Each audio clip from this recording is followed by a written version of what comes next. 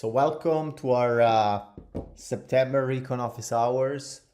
Based on audience and feedback, we'll figure out a new cadence for them. Today we got first of all a big new announcement. We got our new website. You can watch our 1 minute video intro directly on the home page, and we've updated the website featuring some of our latest customers, such as Korn. They have over 20 million TVL in the last couple of weeks, and we are using live monitoring to run invariant tests live on their smart contracts to make sure that every update is safe for them. We also added a tease, so if you're interested in using Recon Pro, first of all, if you're just want to give it a try, we actually have we're looking for beta testers for our upcoming features. So if you want to try it out for free, DM me on Discord, and we'll give access to a few people as we prepare to launch our latest features, which are going to include Almos and Control, which our goal is to allow running formal verifications on all fuzz tests. So for if you're using Chimera, if you're using Foundry in general, with zero changes to your code, you're going to be able to run formal verification, which we think is an awesome next step. We haven't yet cracked formal verification on a full test suite. That tends to take too long. The tool just gets stuck. So that's something that we're looking into, but at the same time, we're going to instead release formal verification for fast testing. And we also have our upcoming features such as live monitoring, which is something we offer to our elite customers, and governance fuzzing, which is something we're developing to make it so that any new governance operation receives the same attention as you would before launching. So stick around. In the next few office hours, we're going to talk about these upcoming features, whereas today we're going to do kind of a retrospective on the work we did with Centrifuge. If you're interested in finding or reading about some of the bugs we found, we also have a trophies section in the new homepage. Each of the bugs links to a fuzz suite that was run as a means to either find the bug or verify that the bug was mitigated. So all of our bugs come with repro. And in the case of Centrifuge, this is part 2 of a discussion that we have had in the past, where the first part was called Lesson Learned from Fuzzing Centrifuge Part 1. And this is going to be the part 2 of that discussion. So the way we left, we basically had reached coverage in the Centrifuge code base. And I'm gonna do a very brief introduction. The code base is at centrifuge/liquidity pools, and it's currently open source. It wasn't for a few weeks. And fundamentally, the way this works is based on this simple architecture. Fortunately, I don't have a high-res image, so bear with me. But fundamentally, you're gonna have a ERC 7540 vault, which is effectively a variant of the ERC 4626 vaults.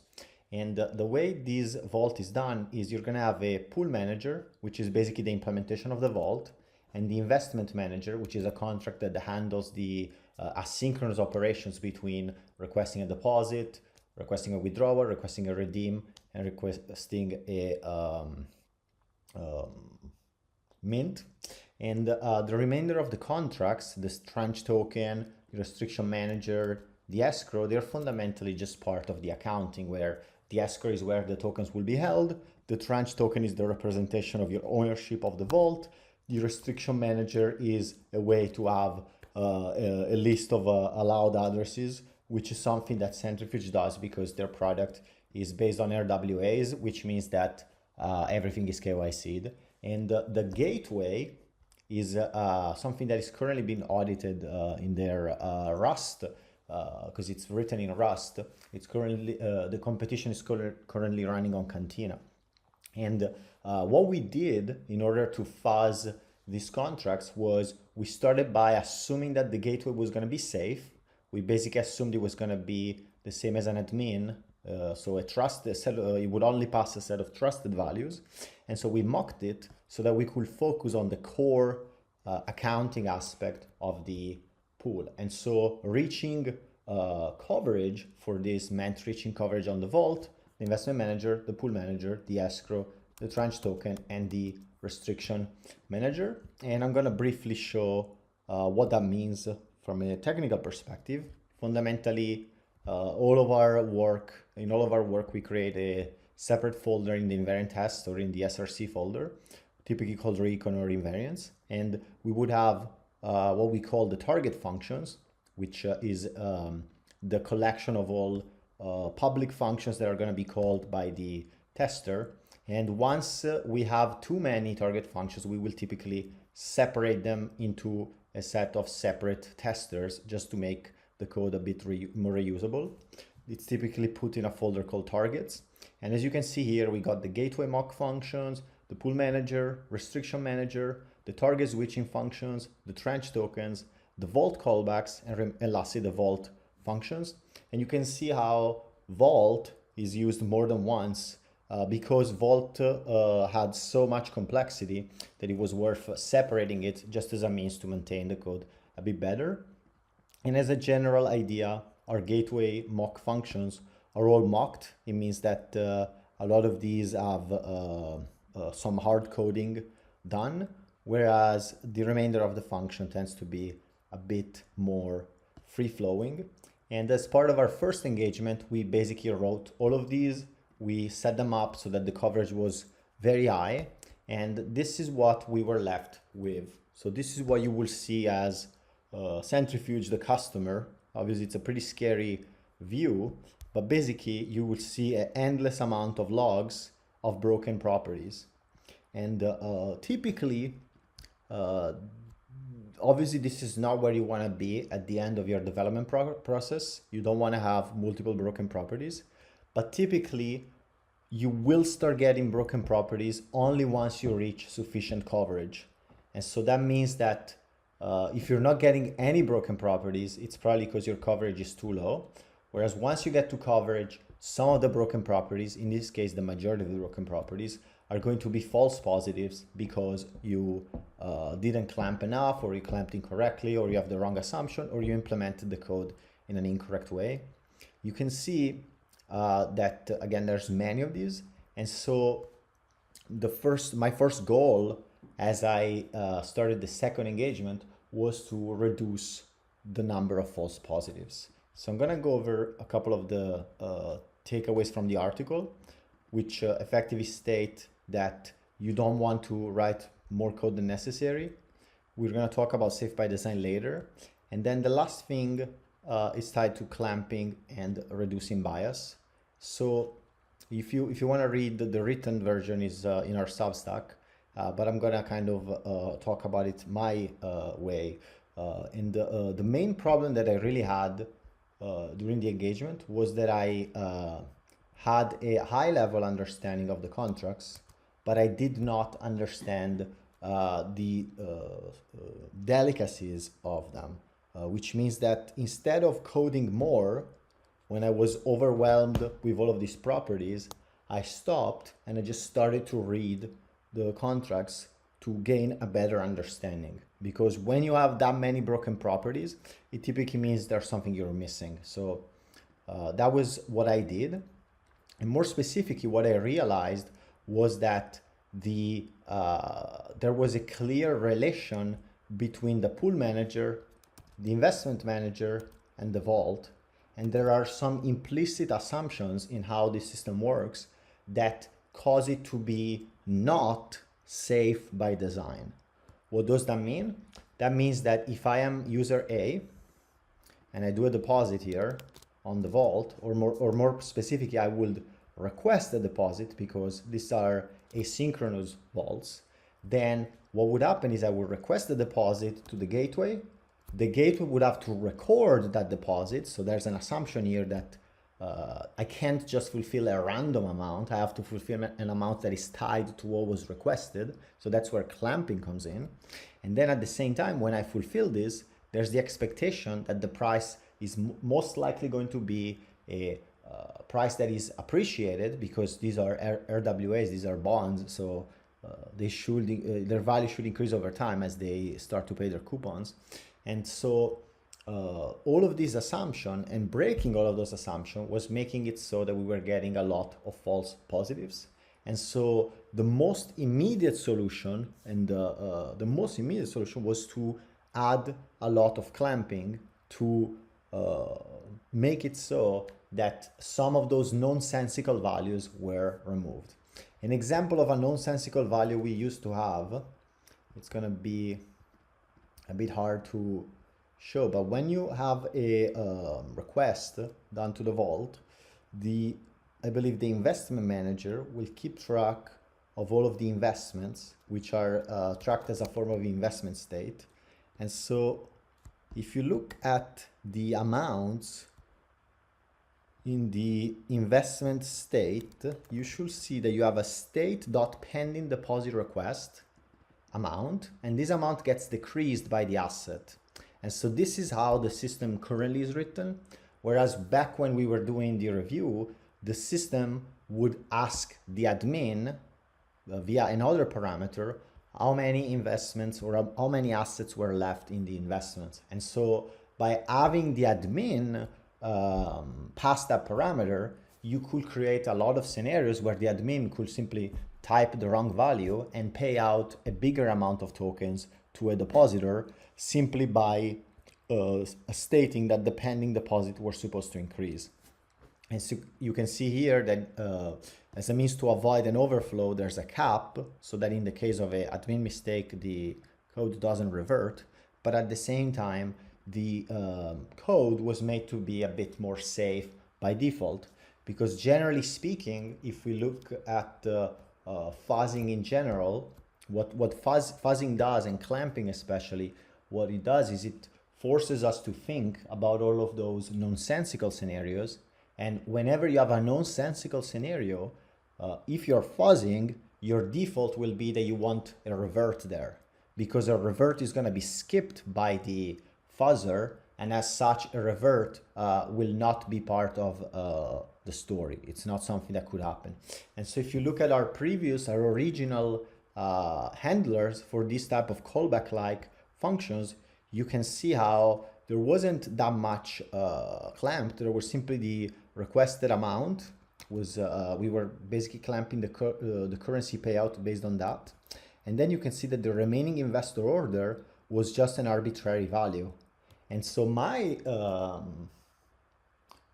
understanding of the system was that this would have been a safe decision, whereas having a remaining investor order be arbitrary made it so that it actually wasn't. And so them changing the code to having these pending deposit request, having the assets or subtracting the assets from the pending deposit request, made it so that the system was safer, and also made it so that we had to clamp a lot less in order to make the code safe. So if I go in the current version, I think I have to go in the Vault callbacks, which is basically all of these calls, and you can see how there's basically an audit tag, dangerous, and because I believe it's still a dangerous scenario to clamp values in this case.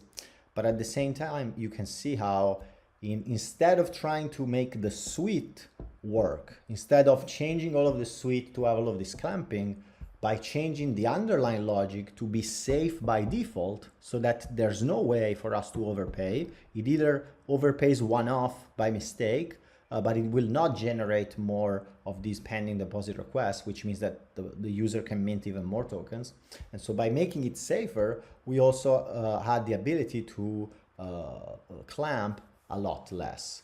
And so this is something that hopefully you can bring in your own protocol development. And it's really the idea that you shouldn't expect your system to be safe because of the configuration. You should design a system that once it's set up is always safe by default. And what you'll find is that as you design a system that is safe by default, you will have to clamp less, and you will have to you will expect less admin mistakes to ever happen, because instead of designing a system that requires the admin to be safe, you're building a system that will be safe without the admin thinking about it. And so that's a key aspect of the research. And once we had the, on one end, once we had the key understanding, which was my understanding of how the callbacks will work, meaning that I spent 3 days, which is, you know, 1/3 of the engagement, just reading the code so that I could fully understand how the call would happen and how the callback will be handled. That was a big part. And then the second aspect were those small tweaks in admin mistake will simply not happen. And so once we did that, we reduced the amount of false positives by quite a lot. I'm going back to the website. And what you can see here with our Recon logs should be a set of so in this case, we have a bunch of, we still have a few false positives, but fundamentally, the valid property that we broke was called ERC75406 underscore deposit. That's because we had the same property being checked on each operation. So what I can do, thanks to our scraper, is I can just find the broken property, and this will be the repro that you will get at the time. And you can see how it would require deploying a token, getting a member to be able to operate because it's a permission protocol, requesting a deposit, executing the deposit, which, as we shown before, is safe by default, so it doesn't have those scenarios where the admin will self-rect, and yet this property was still broken after that. And the property in question, we can look it up by looking at our public implementation.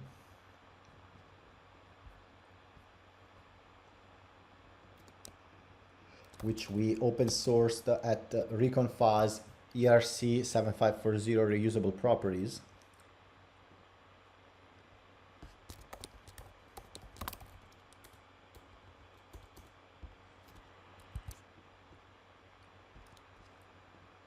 I guess it was used to be called something else, I think.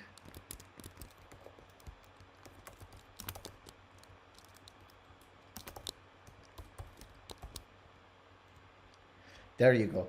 So this property was asserting that if you have a value that is between or rather if you have a max deposit value and you perform a deposit with that amount, then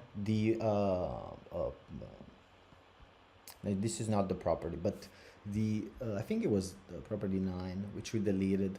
But basically, the property we broke was the following. When you request a deposit, you're going to have an amount that you're supposed to receive, and when your deposit is fulfilled, you're supposed to have a max deposit that gets reduced by the amount that has been fulfilled, as a means to make sure that you cannot go past your own individual caps for each investment. And what happened thanks to this property is we were able to identify a scenario in which you were actually able to bypass the caps, because the caps themselves in their math, instead of reducing the cap by the amount that the user requested, meaning by the amount that they deposited, the cap was being reduced by the amount that they actually would receive in shares, meaning that it was subject to a rounding down that made it so that while the vault was advertising its maximum deposit as, for example, this value, it would actually allow you to deposit more than that. And you can see it in our repro that we had in Foundry, where fundamentally we were able to capture the maximum deposit here as max step, which by spec for a ERC 7540 and the ERC 74626 vault will be the maximum that can be deposited. And then we were actually able to get a deposit in which we deposit more than that amount. In this case, we have this 105 as a hard-coded value. And so fundamentally, when it comes to finding rounding errors and abusing them to this level, fuzzing tends to be one of the best tools. And in this case, once we remove the false positives, we made the system safe by default. We were able to identify this edge case. And the fun story behind that was that fundamentally this bug was not detected for a long time. And it's also the reason why we ended up doing the second retrospective so far apart from the engagement, so we could give time to the team to mitigate and determine if there was going to be any impact. And so that's kind of the end of our retrospective with Centrifuge. We're proud to say that Centrifuge is still working with us, running invariant test on our cloud platform for all of their updates. And the biggest contribution that we were able to make thanks to Centrifuge is this ERC 7540 reusable properties, which is a collection of properties that would allow you to capture a bug similar to the one that we just showed. And all of our properties are fully documented and it's explained. And you would fundamentally just have to install the repo in your implementation and then extend it. And that will allow you to run this test to make sure that you can prevent this type of exploits.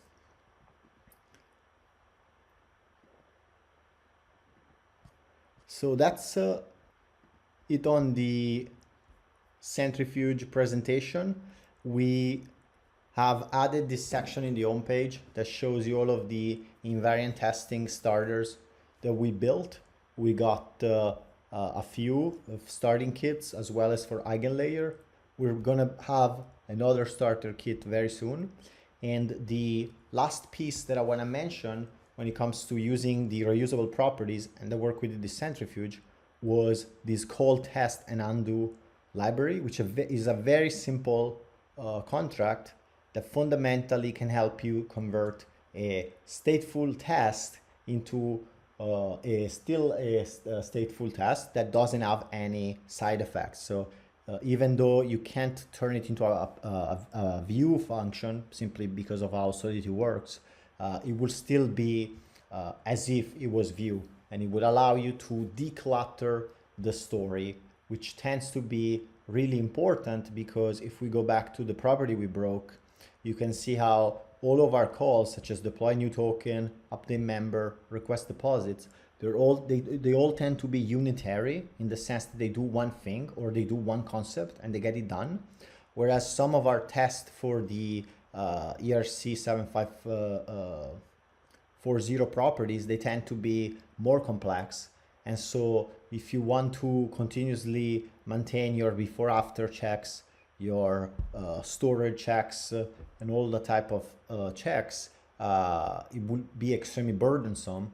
And so instead of doing that, we simply created this simple generic contract that runs a test and returns the outcome of the test.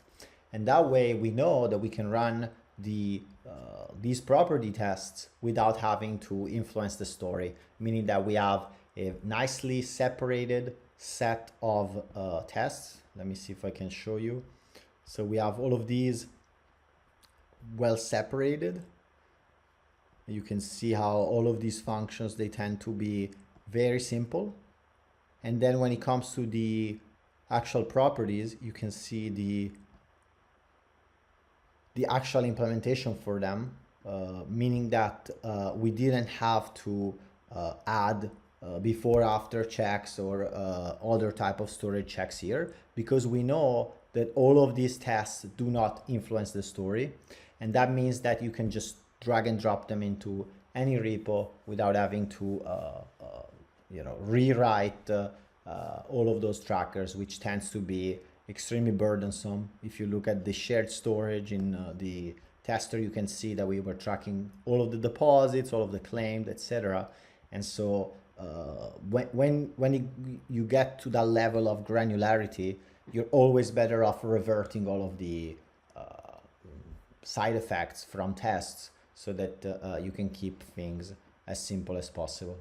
So this was a nice return of our format of the office hours. Expect more from us as we share some of our new updates when it comes to formal verification, when it comes to live monitoring and governance fuzzing. Maybe we'll also bring a update to the free builder.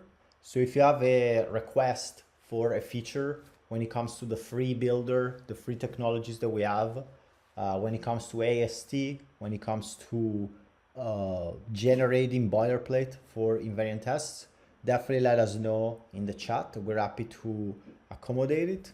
That said, that was my presentation for today. I look forward to sharing more about Recon in the future with you. Thank you for your time. Feel free to hang out if you got a quick question. Otherwise, have an amazing weekend, and I'll see you soon.